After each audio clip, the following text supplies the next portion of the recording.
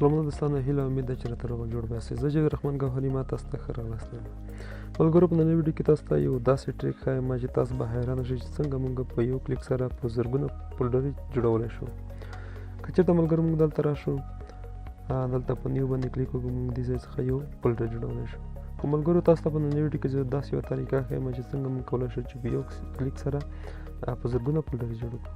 ملګرو، تاسو نوټپډ پروګرام را خلاص کړئ. په نوټپډ پروګرام کې تاسو همدغه کوډ ولیکئ. تاسو بیا دغه د فایل څخه تاسو سیو کړئ.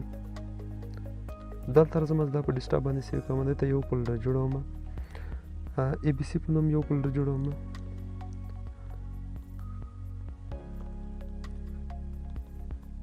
بیرته ملګرو چې کوم په نوټپډ کې ما کوم کوډ لیکلی دی، دلته ورته اف جي همداسې ډاټ بټ.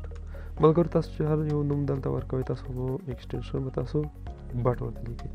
په دې باندې سیو باندې کلیک کوم، موږ سره به دغه په ای بي سي فولډر کې موږ سره سیو شو.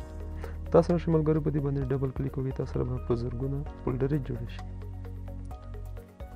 تاسو ملګرو دغه به تاسو سره همدغسې کنټینیو، تاسو دې ځای څخه دغه کلوز کړئ. تاسو ګورئ ملګرو چې موږ سره په یو کلیک سره په زرګونه فولډرې موږ سره په یو کلیک سره جوړې شوې. که تاسو دغه ویډیو خوښه شوې وي، تاسو زموږ پاڼه لایک او فالو کړئ، تر څو تر تاسو پورې همداسې د جالبو او خوندورو ټریکونو ویډیوګانو ته تاسو تر ورسوو.